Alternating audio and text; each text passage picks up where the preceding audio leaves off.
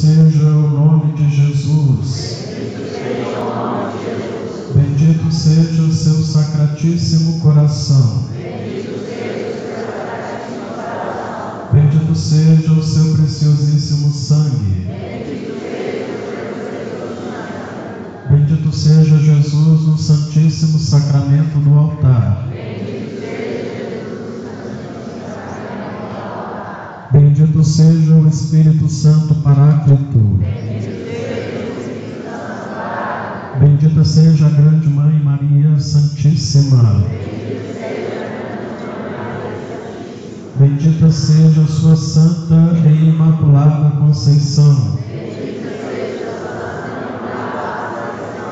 Bendito seja o nome de Maria, Virgem e Mãe. Bendito seja São José, seu castíssimo esposo.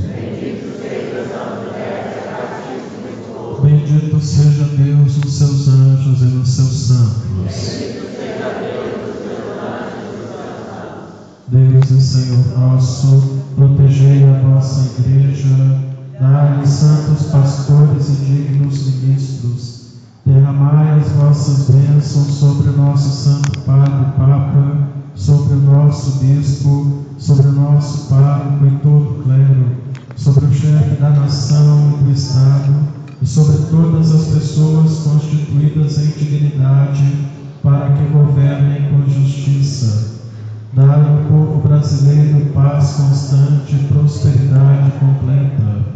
Favorecei com os efeitos contínuos de vossa bondade o Brasil, este arcebispado, a paróquia em que habitamos, a cada um de nós em particular e a todas as pessoas por quem somos obrigados a orar ou que se recomendaram às nossas orações. Tende misericórdia das almas dos fiéis que padecem no purgatório. Dai-lhes, Senhor, descanso e a luz eterna. Pai nosso que estás nos céus, santificado seja o vosso nome.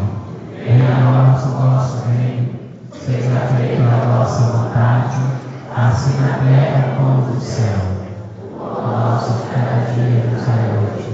Perdoai as nossas ofensas, assim como nós perdoamos a quem nos tem ofendido.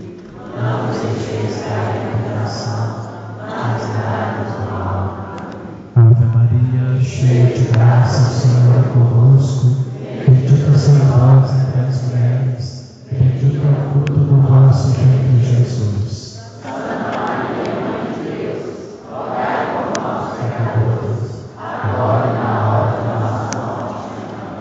Glória ao Pai, ao Filho e ao Espírito Santo.